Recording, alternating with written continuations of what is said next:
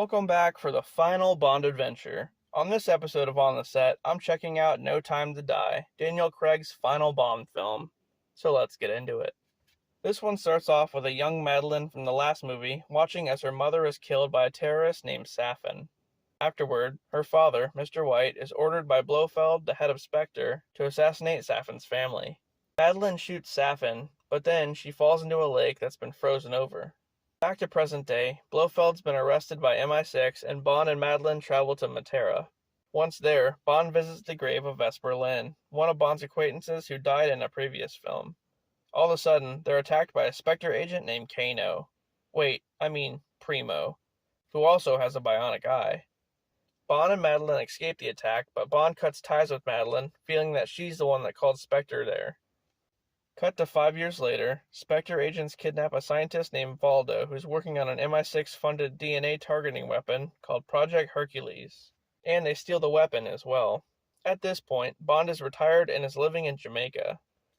He's been replaced by a new female 007 named Nomi. However, he's then called in by a CIA friend leader to rescue Valdo from a Spectre party going on in Cuba. Initially, Bond declines. But after Nomi tells him not to interfere with her mission, guess what? He decides to interfere. That's right, Bond. Fuck him. So Bond goes to Cuba and enters the party along with a CIA agent named Paloma. Primo is there as well, and Blofeld is watching everything through Primo's bionic eye. He sees that Bond showed up and dispatches some nanobots to kill him. But Valdo reprograms all the nanobots to kill the Spectre agents instead, under orders from Safin. So Valdo's been working for Safin all along. Then, Bond beats Nomi to it and saves Valdo, taking him to leader. Just then, another CIA agent named Ash double-crosses them. He shoots Leader and kidnaps Valdo.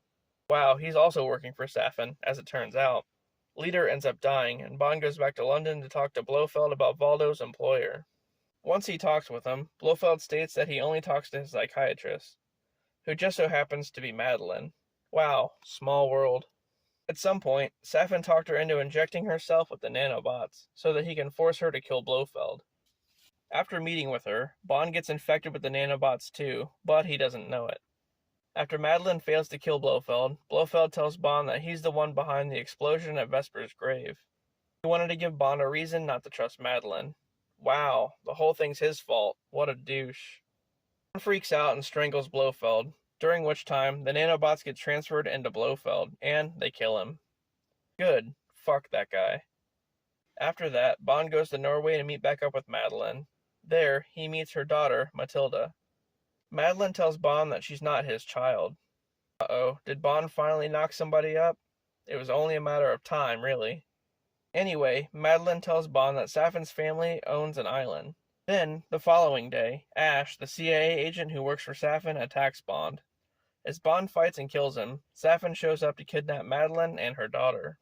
After that, Bond and Nomi work together to go to Safin's base. Nomi kills Valdo by kicking him into a pool of acid. How badass is that?